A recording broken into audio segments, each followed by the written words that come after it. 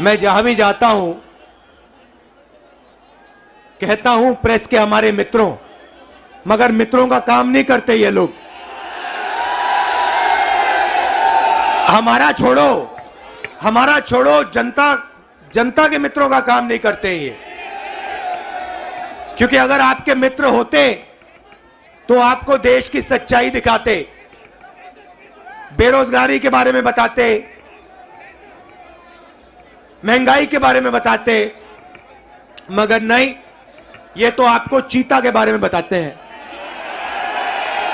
देखो देखो, अफ्रीका से 4 चीता आए हैं, देखो जंगल में घूम रहे हैं। देखो, ये भी सवाल पूछा कि क्या चीता हिरण को मारेगा या नहीं। मतलब अफ्रीका का चीता हिंदुस्तान में आकर हिरण को मारना भूल जाएगा।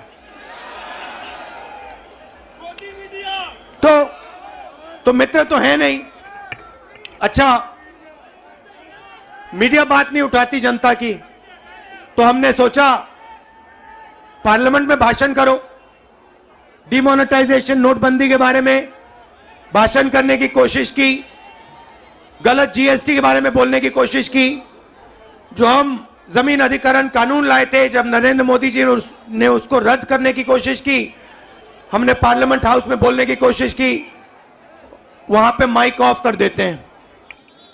देखो ऐसे, माइक ऑफ, जो बोलना बोलो। हेलो, नमस्कार, कैसे हो। तो एक तरफ मीडिया बात नहीं उठाती, दूसरे तरफ माइक ऑफ कर देते हैं। तो हमने सोचा चलो जनता के साथ कन्याकुमारी से कश्मीर चलकर जनता से बातचीत करें, जनता की आवाज सुने और जनता के दिल में जो है वो रखें। 3000 किलोमीटर हो गए, कन्याकुमारी से शुरू किया। कम नहीं होता भाइयों और बहनों। आप ये मत सोचो कि 3000 किलोमीटर कम होता है, कम नहीं होता है। 110 दिन हो गए, मगर अजीब सी बात है, थकान नहीं है। आप देखिए, मेरा चेहरा देखिए, कोई थकान नहीं है।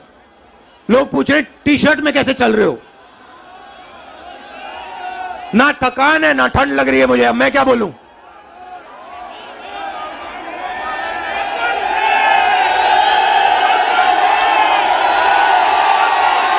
अच्छा, जो प्रेस वाले हैं, एक बात देखो मेरे साथ, एक बात देखो इनके बारे में। देखो एक बात, ठहर जाओ भैया, एक बात देखो प्रेस वालों की। मैं यात्रा में चल रहा हूं, मैं टी शर्ट में हूं, मेरे साथ किसान के गरीब बच्चे चलते हैं, वो फटी शर्ट में होते हैं, उनकी पूरी टी शर्ट भी नहीं होती। मगर इन मीडिया वालों में से एक भी ये नहीं कहता भैया हिंदुस्तान में किसान का बेटा बिना स्वेटर के क्यों घूम रहा है। ये सवाल नहीं पूछेंगे, ये कभी नहीं कहेंगे भैया ये मजदूर है, ये टी शर्ट में क्यों घूम रहा है, ये किसान है, ये स्वेटर बिना, जैकेट बिना क्यों घूम रहा है। ये सवाल कभी नहीं पूछेंगे। ये सच्चा सवाल है, मेरे टी शर्ट वाला सच्चा सवाल नहीं है। सच्चा सवाल यह है कि हिंदुस्तान के बच्चे, हिंदुस्तान के किसान, हिंदुस्तान के मजदूर टी शर्ट में सर्दी में क्यों घूम रहे हैं, यह सवाल है। मगर यह कभी नहीं पूछेंगे, क्योंकि भाइयों और बहनों ये आपके नहीं हैं। ये जैसे घोड़ा होता है ना, घोड़ा देखा आपने, शादी का घोड़ा होता है, उसमें लगाम होती है ना, उसको लगाम को टाइट करो एकदम रुक जाता है। वैसे इनकी लगाम है, लगाम लगी है प्रेस वालों पे। जैसे ये दौड़ने की कोशिश करते हैं, जैसे दौड़ने की कोशिश करते हैं, वो लगाम खींचते बस रुक जाते हैं एकदम। अच्छा, ये मत सोचिए कि ये बोलना नहीं चाहते हैं। मेरे पास आते हैं, कहते हैं राहुल जी हम सच्चाई बोलना चाहते हैं, मगर हमें हमारे मालिक बोलने नहीं देते। मैं कहता हूं भैया डरो मत, बोल दो।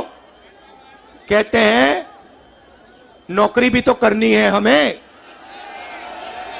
अगर हमने सच्चाई बोल दी नौकरी से निकाल देंगे, किसी और को डाल देंगे, वो झूठ बोलेगा।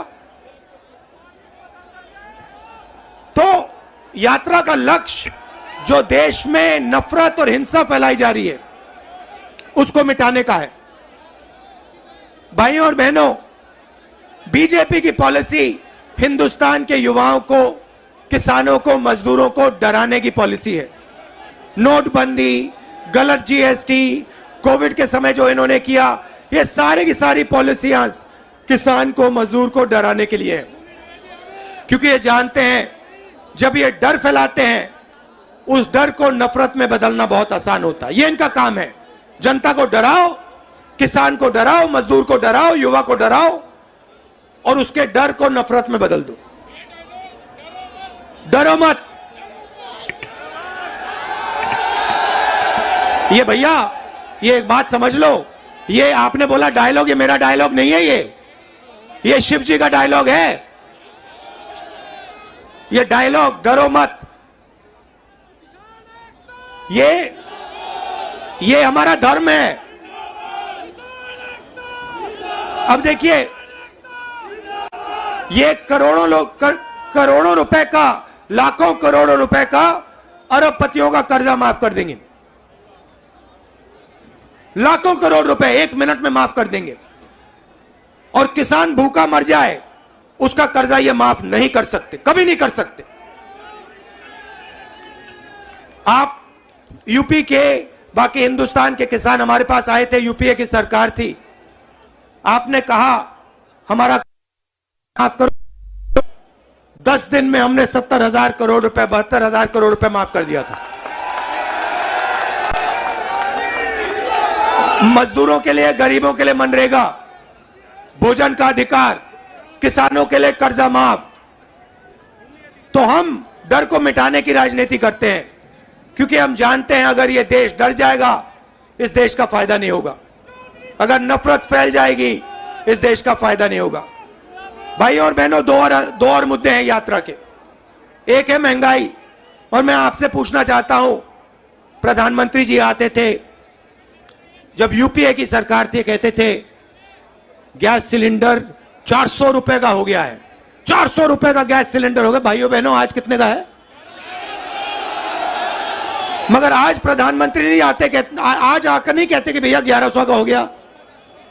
अच्छा, एक और सवाल है भैया, ये जो 1100 और 400 रुपए का फर्क है, ये किसके जेब में जा रहा है? ये किसी ना किसी के जेब में तो जा रहा है ना। मतलब ये आसमान में तो नहीं गायब हो रहा। तो याद रखिए, ये नरेंद्र मोदी जी के जो खास मित्र हैं, 3-4 खास मित्र हैं, ये जो आपके गैस सिलेंडर का पैसा आपके जेब में से निकाला जा रहा है, उनकी जेब में जा रहा है। अच्छा भाइयों और बहनों, पेट्रोल का क्या दाम हुआ करता था यूपीए के समय? 60 रुपए। आज क्या है? 100। तो ये भी याद रखिए, ये जो 40 रुपये, 60 रुपया जो है, जो आपके जेब में से निकाला जा रहा है, ये भी उनके 2-3 मित्रों के जेब में जा रहा है। तो हमारा दूसरा मुद्दा महंगाई, और तीसरा मुद्दा, सबसे बड़ा मुद्दा, जो देश में नोटबंदी, गलत जीएसटी के कारण बेरोजगारी फैली है। आज 3,000 किलोमीटर में हर स्टेट में मुझे युवा मिलते हैं। मैं पूछता हूं क्या पढ़े, कहते हैं इंजीनियरिंग की, डॉक्टर बनने के लिए पढ़ाई की, आईएएस के लिए तैयारी की। और फिर मैं पूछता हूं भैया आप करते क्या हो? कहते हैं राहुल जी, शर्मा के कहते हैं राहुल जी हम तो मजदूरी करते हैं। कोई कहते हैं भैया, कोई कहते हैं मजदूरी करते हैं, कोई कहते हैं भैया हम पकौड़े पका रहे हैं।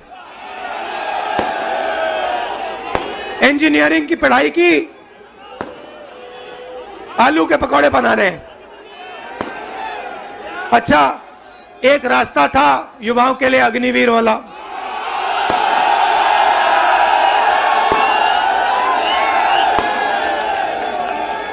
उसमें क्या था?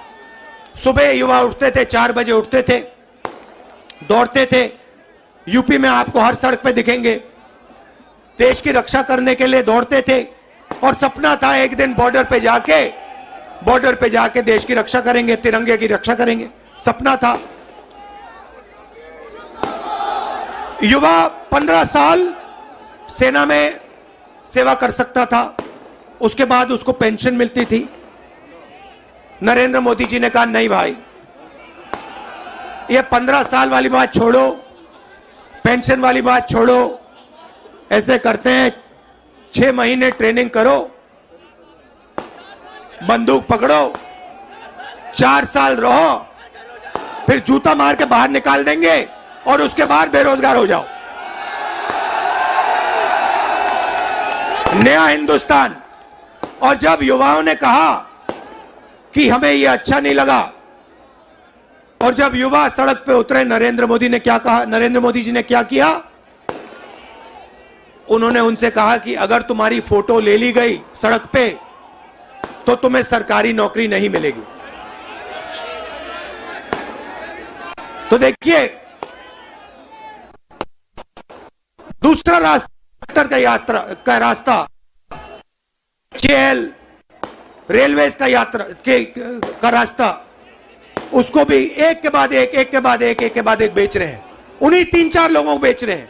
एयरपोर्ट भी उनको दिए जा रहे हैं, पोर्ट भी उनको दिए जा रहे हैं, रेलवेज भी उनको दी जाएगी, LIC भी उन्हीं के हाथ जाएगी, BHL, BHEL, HL सब उनके हाथ जाएगा और हिंदुस्तान के युवा बेरोजगार होंगे। ये है नरेंद्र मोदी हिंदुस्तान। इसके हम खिलाफ हैं और इसलिए हमने ये यात्रा शुरू की है। और हम इसलिए नहीं थके हैं क्योंकि आपने अपनी पूरी शक्ति, अपना पूरा प्यार इस यात्रा को दिया है और लाखों लोग हमारे साथ खड़े हुए हैं, हर जात के लोग, हर धर्म के लोग।